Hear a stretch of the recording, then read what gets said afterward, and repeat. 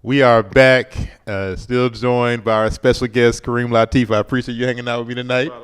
Man, we were just talking about a myriad of things, but I want to talk real quick about social media because it's a great tool. And, you know, we kind of touched on that a little bit. We were talking about LinkedIn and different things like that. And it's funny you say that because I had to remind myself to play different platforms. And I forget I have different audiences at different platforms, right? Like some of my people on Instagram and not on Facebook or vice versa, or even LinkedIn, or even with like you on LinkedIn, you posted a really good article. I forgot the one. It was like it's an article you posted about. Speaking about no's, like why you open up with no's. It's talking about why your sponsorship proposals keep getting rejected. Yeah, why your yeah. And I read it, and it's funny too because when I had Shay Lawson on, I was laughing because she reminded me. She said, "Hey, Odell," she said, "you wrote a good article on LinkedIn," and I was like, "You read that?" Yeah. And I was like, "But that makes sense because of her background. Like, she's gonna like, okay, I'm not gonna just look at your Instagram. Like, that's not gonna convince me. You know, she's an attorney. I like, let me look at this guy's LinkedIn. Let me see what he's official about." So I say all that to say, also, is that I notice, you know, with you, you know, you'll post pictures of you in Paris and LA and things like that. So, and it's not coming off on the sense of like stunning. Like you said, like people like, I'm here, you're not there. It's like you when you post it, it's almost like come on this journey with me. Yeah, you know it's a story. Talk about that. I mean, it's you said social media is a tool, man. So I use social media as a tool as like an extension of my life.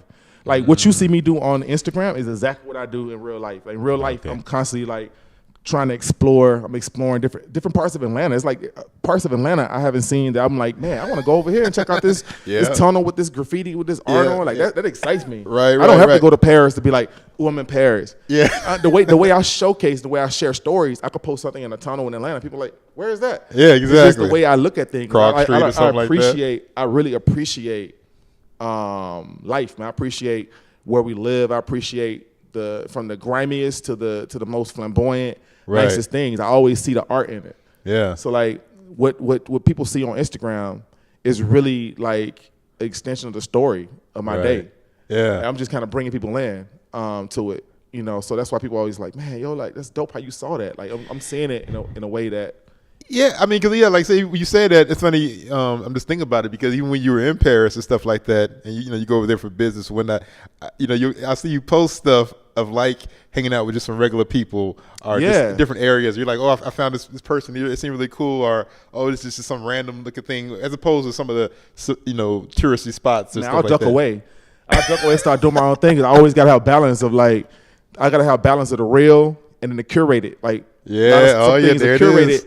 Some things are curated so you have a good time. Like people go out of their way, and nothing's wrong with it. They go out of their way to make sure you have a good time, making sure you're welcome to the city, making sure that things are great. And sometimes, when you go on tours, you only see the best part. You don't go to the best restaurants. Right. You go to the best parts of town. Right. You don't get a chance to see like the real sometimes. So I try to like venture out. Yeah. I want a balance. Yeah, it's not realistic. Yeah, it's not really, like I said, the curated part. That part. So that's why I'm like on my Instagram, I always post like the real, and people are like, man, you shouldn't say that, or you shouldn't post that. Yeah. You shouldn't say like you're not feeling good today. You're feeling sick today. But I'm like, why not? Like that's how I feel. Like right. Why do I have to like be in 100% curation mode all the time? Where it's like it's perfect. Nothing is perfect. That's not real. That's not realistic. Wow. That man, that's so true because I know like I follow a lot of different people on Instagram as well. And there's a guy I follow named Ed Milet. You check him out. He's always talking about business and stuff. What is it again? Ed Milet. Okay. I'll make sure I tag him. But he,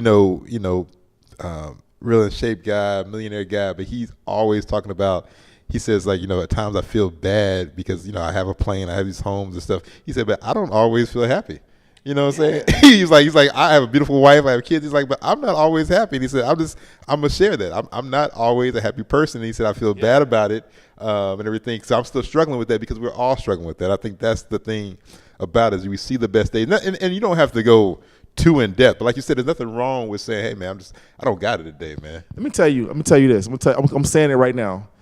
And I know disrespect to people that's in mental health because I know you see this exactly what I'm saying. But I feel like in 5 to 10 years, there's gonna be mental health centers all over the country because people don't deal with reality. People are 100% in curation mode, 100% in perfection. I gotta look perfect. I gotta girls like I gotta have this angle so you can see my shape. I can't post below here because I want you to like. It's like right. People are 100% in perfection mode where they're so concerned about likes and so concerned about what people think. but they're not dealing with what's going on inside. So nobody's happy.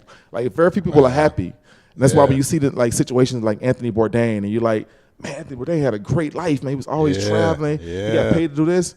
It's like, but that man had demons too. Like that man had issues too. Yeah, we all. But did you see that? Like, did you get a chance to see his imperfections? It's like, so when something like that happened, where it's suicide involved, you're like, I can't believe they did that. But like, a lot of that could be prevented if everything was more transparent and people weren't so pressured to like show a perfect life. Man, listen, mental health is such an important thing, because here's the funny thing about it, right? And a person told me this a long time ago in the mental health industry, is that, you know, everybody deals with depression, right? Everybody does, right? It's just there's different levels that people admit to, and it's just the different levels of when it hits them as well. So, you know, I mean, I didn't, you know, like, so depending on, it could hit you, and then you have a tragedy, and then you might have a death in the family, and then you can just go off a deep end. You know what I'm saying? So, but the thing is, if you're grounded and rooted in, like you said, reality, because the thing is, like you said, if you're rooted into that, then you know, like, okay, listen, man, I can tell somebody I'm not feeling good right now. I'm not doing this right now. I'm not in performance mode. Because that's the thing about it too. Is like, I've had the chance to come across like different entertainers, right? And I remember seeing Steven Jackson, ball player, at the gym. And I saw him at the gym. I just said what's up to him. And then I saw some people taking pictures with him and stuff like that. And I just, you know, but the funny thing was, and then I said, you know what, because I was like, you know, let me go back. And I just, he was in the gym shooting some shots. Let me go back. Maybe I'll just ask him, maybe, you know, I do media and stuff and everything. But I walked up to the door, and when I walked to the door, I thought he was playing by himself. But I looked in, he had a son with him. And I said, you know what? I just turned back around. I was like, man, you know, say, because it was a Sunday, it was like nobody in there. I'm like, let this man have this. Yeah, let him live. You know what I'm saying? Because like I said, he did not come up here saying like, hey, I'm Steven Jackson, I'm this and that. He's like, I came here to play ball with my son. And like you said, I think more people need to do things like that, of like, you don't have to introduce yourself. Just be who you are. Right. Man. You have to, man. Wow, I didn't expect that. That's good stuff right there. That's good stuff, man. But man, to talk about transition. But I want to transition to Martell right now, and I want to talk about Home by Martell ATL, and I want to talk about just the whole concept and some of these different events you've had. I mean, I know you had like Quavo from the Migos. So you had like Janae Aiko. I mean, you had these cool events. Talk about that. Home by Martell and what that is about, and how that came together. And once again, another campaign of you working directly with the people. Yeah, so Home by Martell is basically it's evolution. It's part of a journey. So it didn't start with me. It started a few years ago when we started really getting into home entertainment.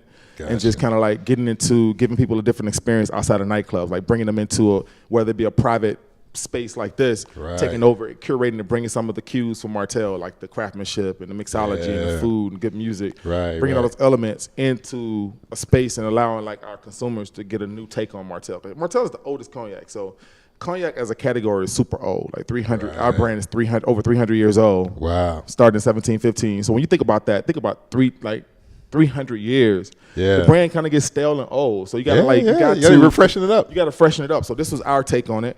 We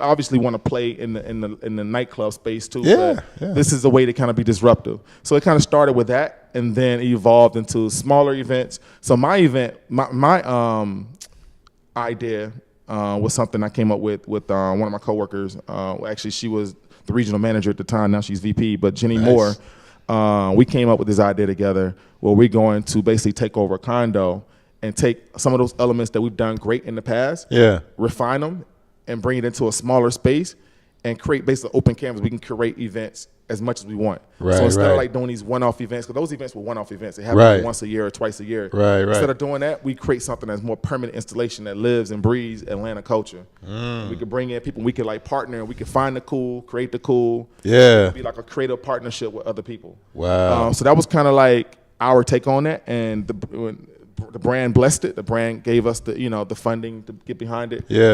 So my team, I built with Chef India, who's up and coming. Chef India, shout out to Chef India. Real quick, this is a bit on that. It's funny because I remember I went to an event when Chef India used to have those things at her apartment. You know what I'm saying? So to see that, it made me feel good because I've actually attended one of her events. Like we're cooking right there at her apartment, to see her doing that with you. Yeah, man. What's amazing, man. So Chef Annie came on board. Shannon, who was formerly owned, Studio Number 7. Now she has this concept called Holy Sip, doing some amazing things in the food and beverage industry. Okay. And then my brother Mike, he's like one of the glues of the project right now. He does everything. He freaking repairing stuff, meeting the vendors there, making sure we have everything in stock, just like the security. He's doing everything. And my intern Ashley, she's been amazing. And then Shannon's staff Will. So we just have like a really solid team, man. That's now being replicated across the country. So now we're opening up these Home by Martells across another 5 or 6 cities. Wow! So because of the success we had here in Atlanta, and talking about that, it's something to definitely be proud of.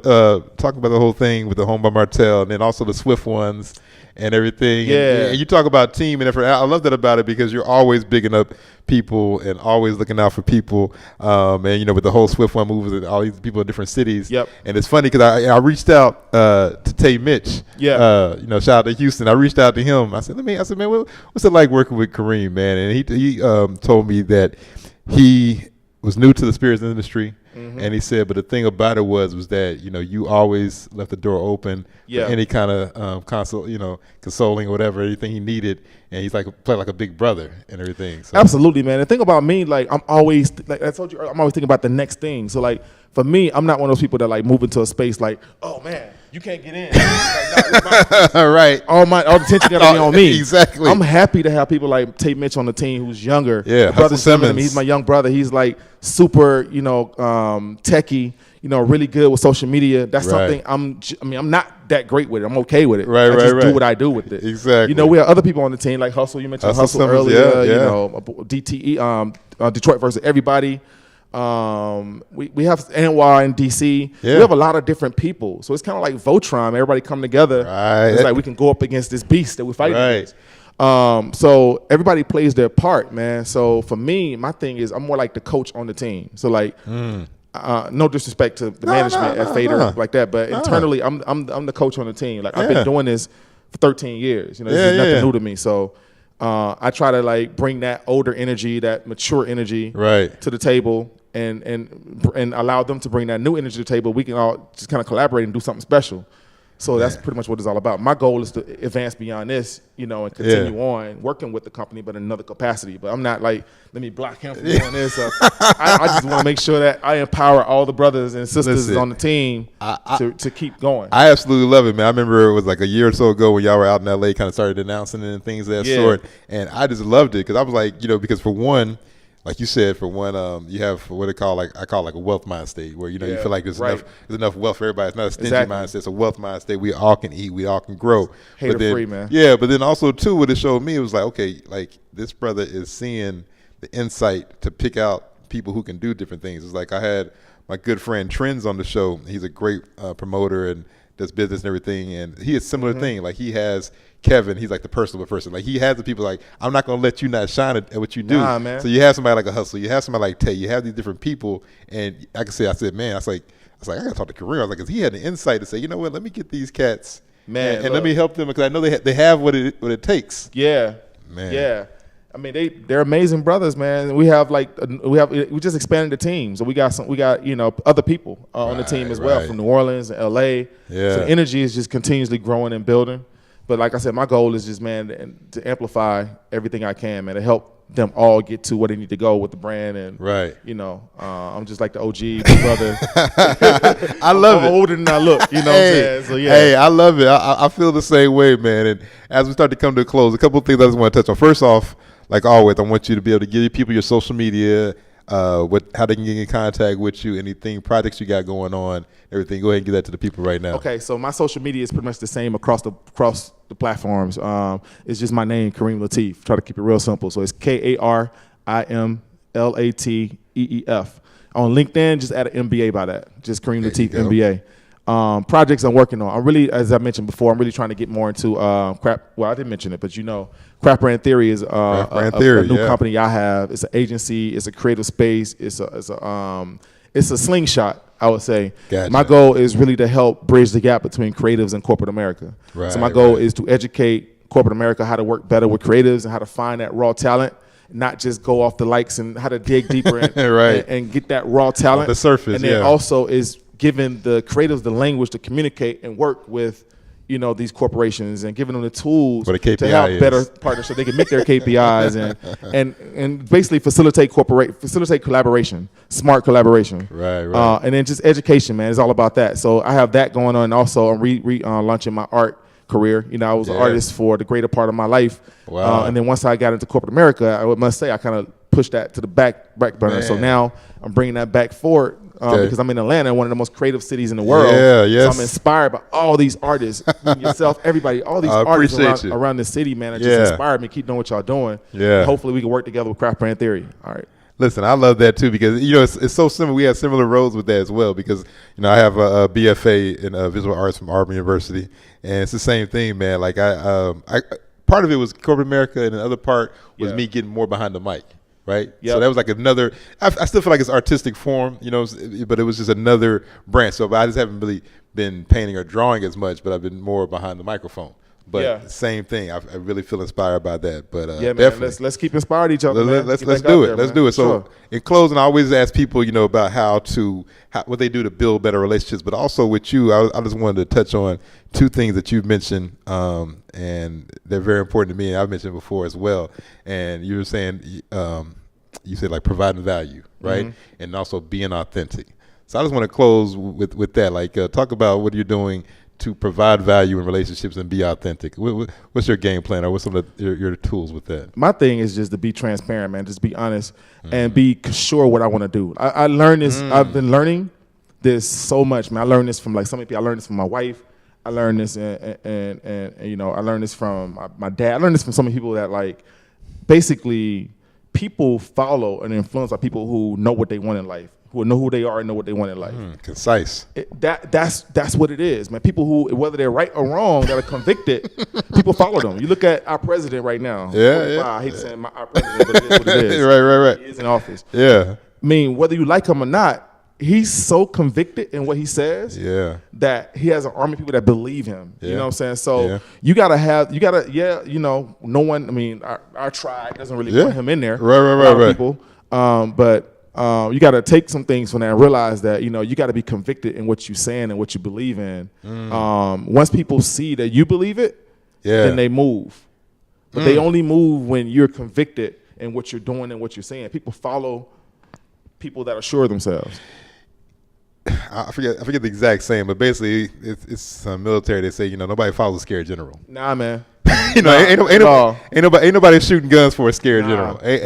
Nobody is shooting a gun for a scared general. So remember that. Definitely not. Remember that. Man, that is so true. And real quick, have you ever read a book called Mindset by Carol Dweck? I haven't read it. You have to read that book. It's really great. But I bring that up because you definitely, you know, going back as we recap things, we talk about your start in the spirit industry and how you came about, you know, in that book, Mindset, it talks about the growth mindset versus the fixed mindset. And so a growth mindset is one that knows that, hey, I'm going to have to work at things, right? I'm going to have to be open to things. Things might fail, things might happen, but I'm going to put the work in, it'll happen. A fixed mindset is like one where you feel like the whole thing about a natural, like in sports or something, you're just going to automatically be a Michael Jordan. Like you don't have to work for it, you're just blessed with it, and you have a closed mindset. You stop learning, you stop wanting to try things. But you have that growth mindset because people saying, okay, you don't have the credentials. Okay, let me go back to school. You know, some people when they hear that, what do you mean I don't have the credentials? What do you mean? You went back and said, okay, let me learn. Like, how can I grow? Okay, that didn't work. This and that. And I really want more people. I'm really enjoying the book. Not like I'm doing promo or nothing like that. But I'm just saying that having that growth mindset has helped me as well because when you it's going to take work, man. Like whatever these things, no joke, man. It's going to take work. People see you talk about a curated project. People always see the curated project. I remember going to festivals and doing different things, and people say, I'm like, dude, I didn't just walk up to that festival. I didn't just get to this thing. I didn't just do this thing. Like, man. It's work, but I embraced it. Like I went from this festival to this festival. I went from this one to this one. I went from this kind of interview to this interview. Like you have to have that growth mindset. It's not just going to be perfect. Yeah, you got to be willing to suffer, man. Too. Like you got to be willing to suffer. Like I lived in New Orleans. I went to school in New Orleans, and I went through a couple of hurricanes there. My car was damaged. Right, I'm gonna tell this quick story. My car was damaged. My car was damaged, right? So I was so frustrated with New Orleans, just like not being able to do what I want to do, not being able to like move on in business world. Right. So I ended up in my damaged car that I wasn't even sure if I was gonna make it. I drove that Mitsubishi Mirage from New Orleans to Baltimore, and I slept on my boy's floor. Didn't even have an air mattress. I only had $300 in my pocket. I wasn't even sure when I was gonna get paid or I didn't have a job or anything. I slept on his floor, and I went into warehouses, moved boxes. I did everything I could, temp jobs here and there. And I slept on this floor for like 4 months before I got my own place. But I quickly got my own place. Yeah. And then that's kind of where I started on the East Coast. So I started there, and then I started working for a few companies. And I kept getting no's and no's and no's, and that's when I left that world of sales. Yeah. And I got my MBA, and I jumped back in. I got my MBA, and that's when I landed into the liquor world. So that whole period of my life was dark, man. It was just like sleeping on the floor, working in warehouses, doing dead end sales jobs. And man, it was just, I suffered. Yeah, where I want to go. But you know what it reminds me as we come to close, like. Man, and Tom Billieu says this all the time. And I say these names, not that I'm named. I just want people, because I think these can get encouragement, because a lot of people are saying good things. But when people ask him like, hey, man, like I don't feel like I have the energy to do this, or, or man, I heard this no, or something happened. And the first thing I always say to people, you didn't want it. Yeah. He's like you didn't want it. He was like, because if you didn't, and so you telling that story. I mean, I have. Not that same story, but I have similar stories of trying to do this thing, of trying to do something. And it's like, even, me, I went back to Alabama for a little bit, got back, getting back to Atlanta. Like, I wanted it. You got to want it. And it's not, and wanting is not just saying it or not just posting it on social media. Like you said, those are the things, it's going to be those dark moments that are not seen that are going to prove if you really want it. Man, you got to keep going, keep reinventing yourself, keep disrupting. Wow. Yeah. Listen, man. I've been around. We talking all day with Kareem, but I definitely, I'm so glad we're able to have you here on the show. Glad to be here, man. I just want y'all to get something from it. Even with the round table, as I've, talk about reinventing yourself, I've reinvented the round table, and the whole purpose of it was so that we could have these conversations. Because I think these relationships, man, you got to. Build those. It doesn't happen overnight, but like people think that it's just happen. Like you got to learn these things, learn how to do that. But it's so much out here to do, and I feel like the jewels, man, the tools, we can share those with other people, and that's what I want to do. And I really felt like, I even got more from this than I had planned. I was like, I knew, I was telling Jay Black, I said, hey man, it's gonna be good. We're gonna talk about this and that. Like some of the stuff I want to talk about, we just went in a whole other realm, but I felt like it had provided more value. It provided more value for it, because I was like, okay, we're gonna talk about this, but we got some really in-depth stuff. Talking about everything from just feeling good to mental health to just really wanting it. So I encourage everybody, as you watch the show, as you listen to the show, another thing Kareem said, which is so true, know what you want, be concise about it. They always say, like, even if you're moving in the wrong direction, just start moving. Like, it's too many people sitting on the couch, too many people, no pun intended, but there are too many people just waiting on the sidelines. Get in the game, man. Get in the game and get running, because a lot of times that movement is going to tell you what you need to do the next step. Yeah, and one of the reasons why Martell is so successful in Atlanta, because I believe in that. I believe in that joint. Oh yeah. When I first started Martell, nobody was drinking it. Man, listen. They were like, I believe in Kareem because he believed in what he believed in. Yeah. It's dusty. I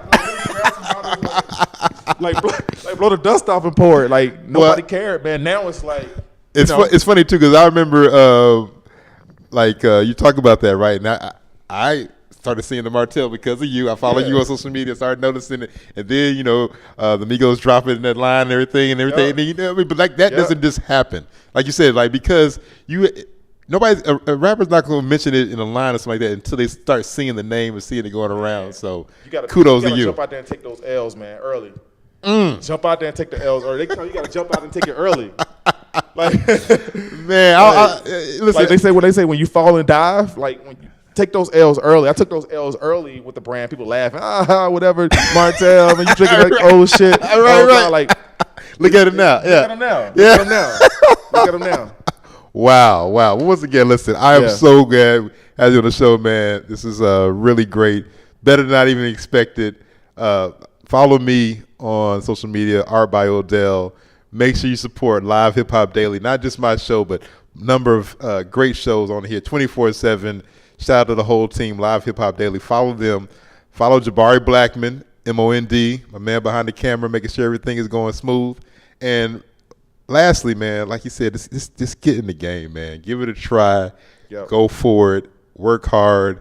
Want it. Man, it was just so many jewels. I want to go back. I'm looking forward to going back and playing this and listening to this and hearing the things, man. This insight. So, yeah, that's what it's all about. Just going out here, making it happen, man, and taking those L's and be ready for it. Just be ready for it. So, it's your man, Odell, Artbyodell, signing off. Odell's Roundtable. Peace.